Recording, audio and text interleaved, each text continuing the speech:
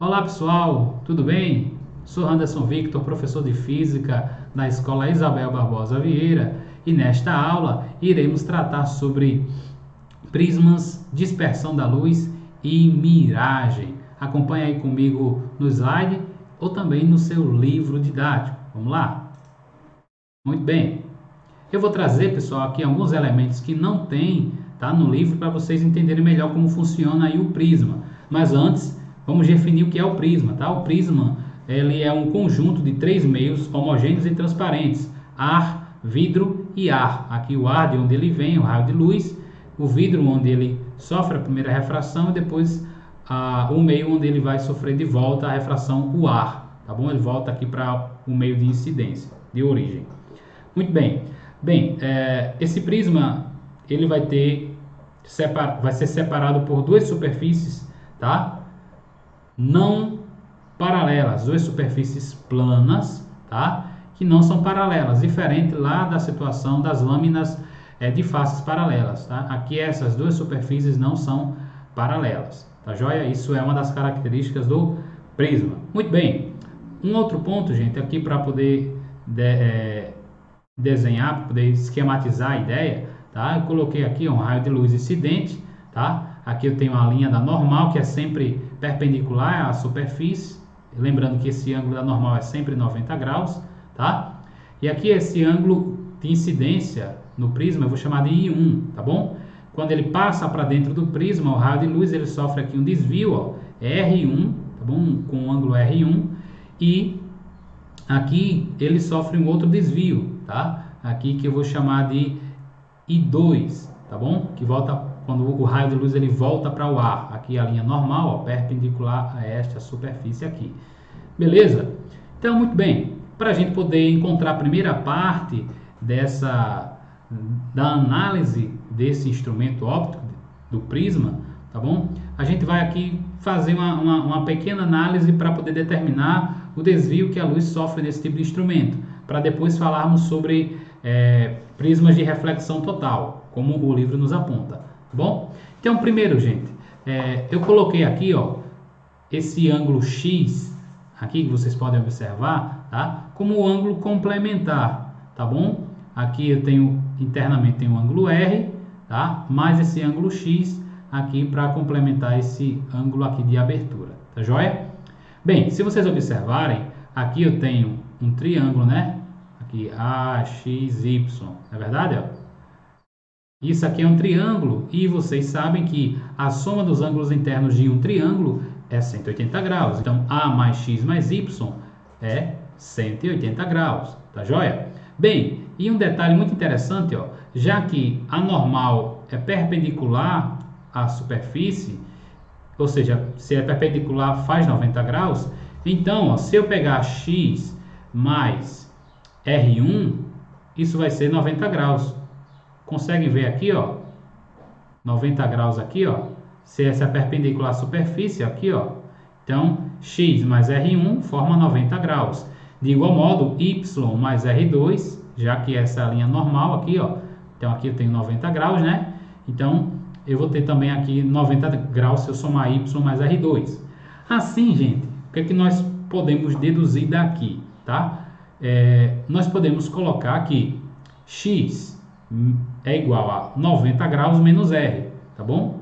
E de igual modo, aqui Y será 90 graus, que é o ângulo completo, menos R, tá joia? Então, se eu pegar o todo e subtrair pela parte, que sobrar vai ser aqui o Y. De igual modo, aqui se eu pegar os 90 graus e subtrair aqui um ângulo R, eu vou encontrar aqui o ângulo X, beleza? Então, eu vou substituir aqui, ó, no canto de X eu vou colocar 90 menos R, 1, e aqui no canto de Y, 90 menos R, 2, beleza? Então, vamos ter a seguinte expressão, que aqui o ângulo de abertura A mais 90 menos R1 mais 90 menos R2 é igual a 180 graus. Bem, 90 mais 90 vai dar 180. Se eu passar isso aqui para cá, para o outro lado, eu vou ter 180 menos 180, né? Vai dar zero. Então, isso quer dizer que A menos R1 menos R2 vai ser igual a zero, certo? Se eu somar esses 90 aqui, vai dar 180 e passar para cá, vai subtrair com esse 180, vai dar zero. Então, isso quer dizer que A vai ser, se eu passar isso aqui, ó, tá negativo, vou passar para cá, vem positivo. E esse R1 também, se eu passar para cá, vem positivo, fica que o ângulo de abertura é a própria soma dos ângulos de reflexão aqui, ó. Aliás, dos ângulos de refração, perdão, aqui dentro do prisma, tá joia? R1 e R2, tá bom? Ângulos de refração, desculpe. Vamos lá.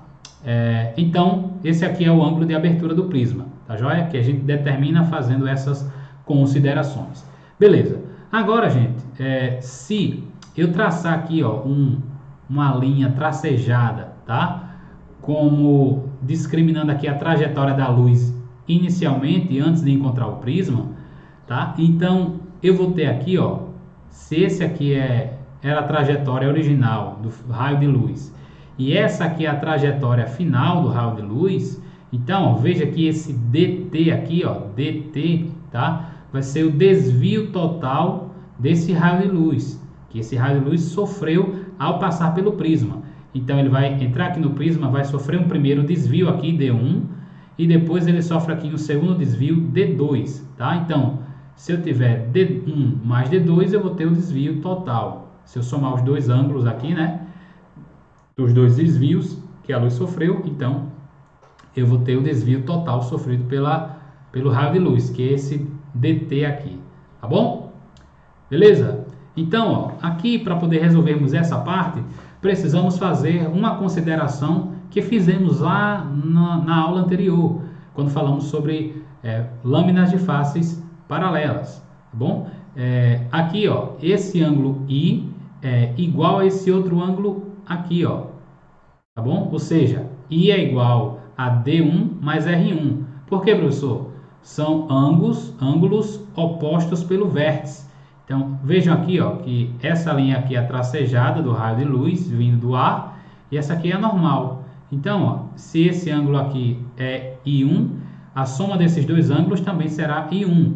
Logo, aqui do outro lado também vai ser I2, certo? Vai ser igual à soma de D2 mais R2, tá joia? Lembrando que I1 é o ângulo de incidência aqui no prisma e I2 é o ângulo de refração aqui, tá? De incidência no ar, beleza? Muito bem. Então, fazendo essa consideração aqui, ó, se I1 é D1 mais R1, tá? O ângulo aqui do desvio, do primeiro desvio sofrido pela luz, vai ser a subtração de I1 menos R1, tá joia? Bem, agora se eu fizer aqui do ângulo I2, que é a soma, né? Então, aqui isolando, né, passando esse R2 para cá, negativo, vamos ter que o ângulo do desvio, do segundo desvio, vai ser a própria subtração do I2 menos R2, tá bom?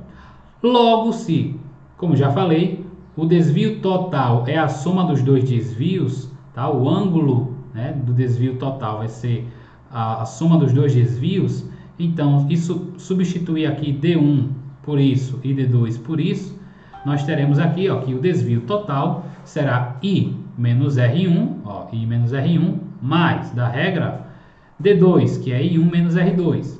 Bem, aqui vamos só organizar, tá? Colocar aqui I1 mais I2, certo? E é menos R1, tá?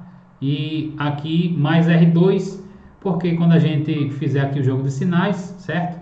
O que nós vamos ter é isso aqui de volta, tá bom? Vai ser menos R1 e aqui menos R2, tá joia?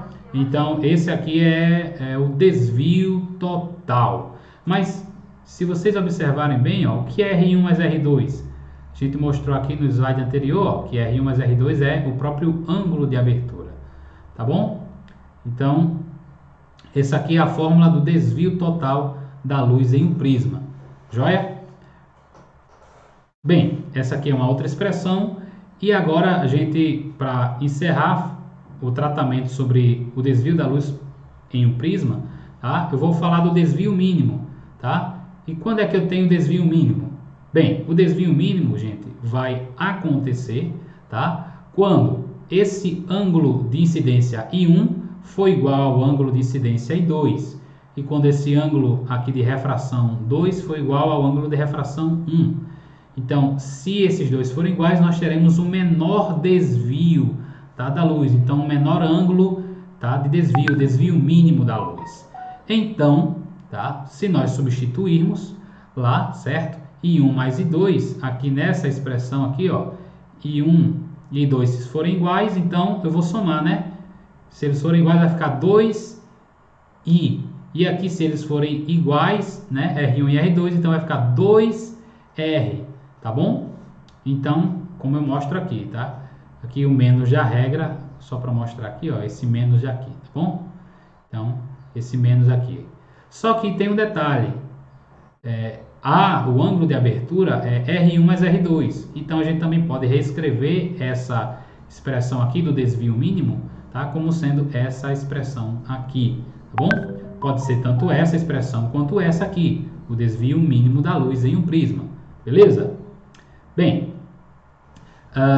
agora tratando lá do livro didático, tá certo? Lá na página 182, nós teremos o prismas de reflexão total. Bem, os instrumentos ópticos de boa qualidade, como binóculos, periscópios, máquinas fotográficas, lunetas e outros, nos quais a trajetória da luz deve ser convenientemente desviada, são utilizados os prismas de reflexão total em substituição aos espelhos planos, tá bom? Então, isso porque 80% da luz em um espelho plano é refletida, tá? Enquanto que em um prisma o rendimento vai ser de 95%. Então, o aproveitamento em um prisma será bem melhor do que em um espelho plano. Lembrando aí que quando a luz reflete em um espelho plano, sempre parte da luz é absorvida, tá? A luz não é totalmente refletida, tá joia? Então, só 80% da luz ela é refletida em um espelho plano. Já em um prisma, tá, de reflexão total, é possível ter aí o aproveitamento de 95%. Bom, então os prismas de reflexão total dessas figuras aqui, tá, sofrem respectivamente, né, uma ou duas reflexões totais nessa face aqui AC, tá joia? Aqui eu tenho o que nós conhecemos como prisma de Amici, tá? E esse aqui é o prisma de Porro, tá bom? Então, desse tipo aqui de prisma, tá certo? Um raio de luz vem incidente aqui, entra dentro do prisma e sofre uma reflexão aqui, ó, de 90 graus e volta aqui para o meio de incidência, tá bom? Então, nesse tipo de prisma, a luz ela sofre um desvio aqui, ó, de 90 graus, tá joia? E aqui, ó, nesse prisma de Porro, tá, nós temos aqui, ó, a luz vindo, ó, e ela sofre aqui um desvio de 180 graus. Por quê, professor? Porque ela volta, tá? Ela é refletida na mesma face em que ela incidiu, tá bom? Na mesma superfície em que houve a incidência desses raios luminosos. Então, aqui, ó, se ela vem nessa direção e volta na direção oposta, então o ângulo de reflexão, tá, aqui da luz em um prisma de Porro vai ser de 180 graus, tá bom? Em razão aqui das duas reflexões que vão acontecer aqui na superfície AB e na superfície BC, tá? Aqui ela volta aqui para saindo na superfície AC, tá bom? Então, um detalhe, gente, para poder colocar aqui é que nesse prisma de reflexão total é muito importante destacar que o ângulo limite, tá, que é aquele ângulo máximo, tá, para que a luz ela chegue a não sofrer a refração, tá bom? Ela sofrer a reflexão. Então, quando esse ângulo de incidência da luz é superior ao ângulo limite, tá bom? Então a luz é refletida totalmente. E é o caso que a gente está apresentando aqui, tá bom? Nesse tipo de prisma, o ângulo limite é de 42 graus. Logo aqui, como o ângulo é de 90 graus, que é muito superior a 42 graus, então vai ser ou vai haver a reflexão total. O ângulo de incidência aqui da luz é muito superior ao ângulo limite, tá? Da luz incidida aí sobre o prisma, tá joia? Então, vamos aqui para alguns exemplos, tá? Desses prismas de reflexão total. Por exemplo, nesse tipo aqui de óculos, tá? É um periscópio de leitura, tá bom? Ele usa aqui um prisma, onde a pessoa deitada aqui, ela consegue fazer uma leitura tranquila aqui de uma revista, de um livro, tá? É muito interessante esse tipo de periscópio, tá? De igual modo, existe aqui um periscópio utilizado nos submarinos, tá certo? Ó, onde a luz entra, tá vendo aqui no prisma, no prisma de Amit, tá? Ela sofre aqui a reflexão, ó, incide aqui, ó, sofre a reflexão total aqui vindo, ó, e aqui ela sofre outra reflexão vindo aqui para o olho, tá? Lembrando que aqui tem um conjunto de lentes, tá? Que a gente vai tratar nas próximas aulas, mas que a luz aqui, ó, aqui tem um prisma e aqui tem um outro, tá? E a luz vai ser direcionada aqui para o olho do observador, tá bom? De igual modo, também tem nas câmeras fotográficas, nas máquinas fotográficas, tá? A luz entra aqui, ó, certo? E aqui eu tenho um espelho, tá bom? Que vai aqui, ó, refletir esse raio de luz, tá? Que aqui é um prisma, certo? As faces não paralelas, tá vendo? Então, vai aqui sofrer uma reflexão, duas, ó, e vai voltar para o meio de incidência, tá bom? Então, por fim, a gente tem outro exemplo aqui de aplicação de prismas de reflexão total. No caso aqui, isso é um prisma de Amit, tá? Que é o que a gente chama de tartaruga, olho de gato, que sinaliza as estradas, certo? Que quando passa um carro à noite, né, o farol bate, a gente não vê ele clarinho, brilhando desse jeito aqui, né? Isso porque ele possui pequenos prismas, tá? De reflexão total, onde funciona desse jeito aqui, ó. A luz vem, tá? Incide sobre eles e retorna para o olho lá do observador, tá bom? Então, aqui nesses tipos de prisma, tá? Nessas tartaruguinhas aqui da estrada, nesses olhos de gato que a gente chama, a luz incide, ó, e volta, tá? Vem do farol, incide sobre esse tipo de instrumento e volta para o olho do observador. Assim ele consegue identificar aqui o meio da pista, né? E as extremidades aí da estrada, tá bom? Beleza? Então, vamos aqui encerrar a aula tratando sobre a dispersão da luz e sobre efeito miragem, tá bom? Então, a dispersão da luz, aí você pode acompanhar comigo na página 182, tá? A dispersão da luz consiste na decomposição de um feixe luminoso policromático em suas cores componentes. A gente já falou sobre isso, sobre a decomposição da luz. Então, podemos perceber esse fenômeno fazendo incidir a luz branca na face de um prisma óptico e veremos na face oposta desse prisma um feixe de luz colorido, como você pode observar aqui nessa figura ao lado. Aqui eu tenho um raio de luz, tá? Luz branca, e quando ela atravessa o prisma, ela sofre aqui o que a gente chama de dispersão, tá? Que é a luz decomposta, tá? Nas cores que formam o feixe de luz branco, tá bom? Bem, a faixa luminosa em que a luz branca se subdivide foi chamada por Isaac Newton, tá? Que foi um dos primeiros idealizadores desse experimento, tá bom? Como espectro visível. Então, a decomposição ela é fruto dos diferentes desvios sofridos pelos componentes da luz, pelas várias cores da luz enquanto atravessa um prisma. Ou seja, a luz vermelha, por exemplo, ela sofre um menor desvio, enquanto que a luz violeta ela sofre um maior desvio. Tá joia? Aqui, ó, desvio aqui da luz vermelha, tá? Ela é menor, enquanto aqui o desvio da luz violeta será maior no prisma. Beleza?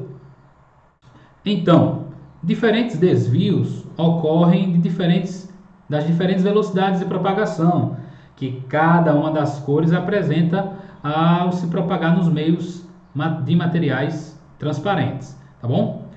Como o índice de refração N de um meio material transparente é inversamente proporcional à velocidade, e a gente viu isso lá na primeira aula de refração, tá bom? É inversamente proporcional à velocidade de propagação da luz nesse meio, o índice de refração do material é maior que a luz violeta, para a luz violeta, do que para a luz vermelha, tá bom? Então, aqui a gente pode chegar à seguinte definição, que a velocidade aqui da luz, ao passar aqui pelo prisma, tá, é maior do que para o violeta. Isso porque o índice de refração aqui para o espectro vermelho é menor do que para o espectro violeta, tá bom? Então, a manifestação mais espetacular da dispersão da luz é o arco-íris, como vocês já conhecem. Quando o sol, a luz do sol, ela penetra uma gota de água próxima à superfície superior, acima da gente, parte da luz é refratada para o interior da gota, certo? E depois ela é refletida na superfície interna da gota. E novamente ela é refratada para o meio exterior, no caso para o ar, por exemplo. Bom, como a gente pode imaginar aqui, eu tenho várias gotas, tá? A luz do sol vem aqui, ó, certo? Incide sobre as gotas, sofre aqui, ó, dentro da gota, como vocês podem ver, ela sofre aqui uma refração interna, reflete, ó, e nessa reflexão aqui no interior da gota, tá? Ela inverte aqui, ó, as posições dos raios de luz já decompostos, ó, e aí faz com que quando ela saia aqui, ó, sofre a refração de volta para o ar, nós temos a visualização aqui, ó, do arco-íris. Olha só que legal, isso aqui é o que nós vemos. E aí o que é interessante? Interessante observar que, por exemplo, os raios de luz do espectro aqui violeta, tá? Chegam aos nossos olhos aqui com 40 graus, tá? E aqui de abertura. Enquanto que o raio de luz do espectro vermelho, ele chega com uma abertura bem maior. Então, dependendo desse ângulo aqui de abertura da luz chegando aos nossos olhos, que nós veremos o arco-íris com essa aparência, com esse visual aqui, tá bom? Cada raio de luz aqui de uma cor diferente vai chegar aos nossos olhos com um ângulo de abertura diferente, e por isso a gente enxerga um arco, beleza? Vamos prosseguir. Bem, então, se pegarmos outro prisma, como Newton fez, tá? Igual ao primeiro e colocar de maneira que a luz seja refratada de modos opostos ao passar através de ambos, e assim, ao final, nós vamos ter a luz combinando branca novamente, tá joia? Então, se nós pegarmos o feixe de luz branco e atravessar o prisma, ele vai sair colorido. E se pegarmos outro prisma para que esse feixe de luz colorido incida sobre ele, ele vai sair do outro lado branco, tá bom? Então, como aqui representa a ideia, vem colorido, sai branco, entra branco, sai colorido, tá bom?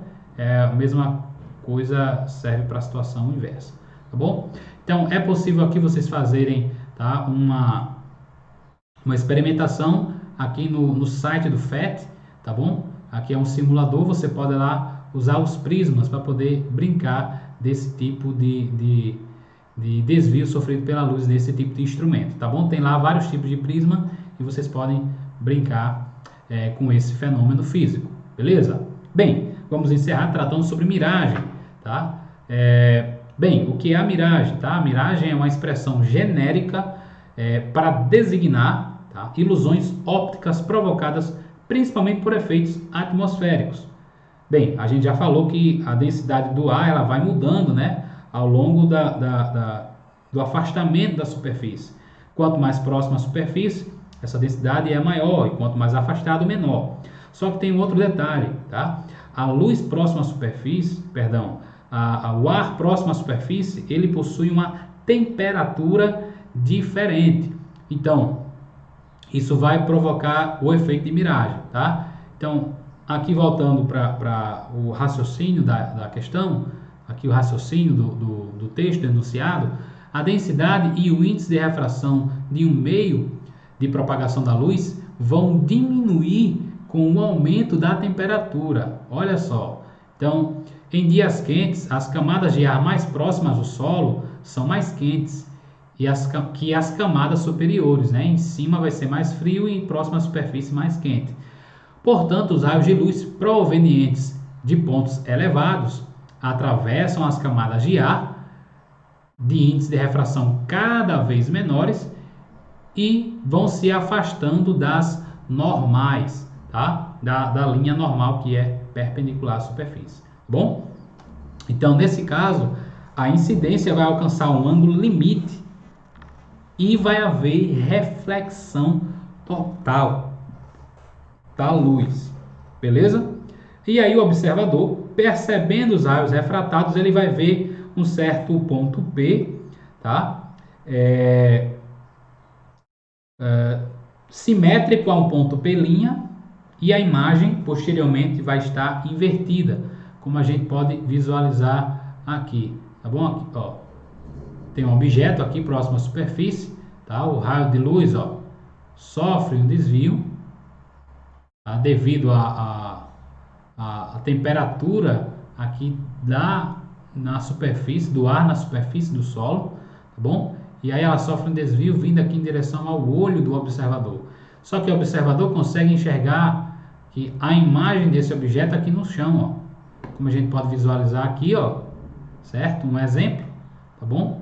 E aqui, ó, a gente observa aqui, ó, o branquinho aqui do carro na própria pista, tá? Devido justamente a esse efeito da miragem, devido ao desvio da luz. Isso dá a impressão de que a pista está molhada, né? Isso dá aquela ideia de um oásis, né? No deserto, tá bom? O efeito miragem, pensando que tem água na superfície, tá? Mas não é nada mais, nada menos que esse efeito de desvio da luz, tá bom? Pela diferença de temperatura do ar quando a luz vai passando, tá bom? Desse meio para outro. Então aqui, ó, ele atinge o ângulo limite, tá? E aí ele reflete de volta, tá bom? Então, gente, por hoje é só, tá joia? Não perca as próximas aulas, onde nós estaremos resolvendo algumas questões sobre essas duas aulas, tá bom? Sobre o dióptro plano, sobre lâminas, certo? Sobre a refração da luz na atmosfera e aqui sobre miragem, sobre prisma, beleza? E sobre dispersão da luz. Não perca as próximas aulas, fique com Deus, um abraço.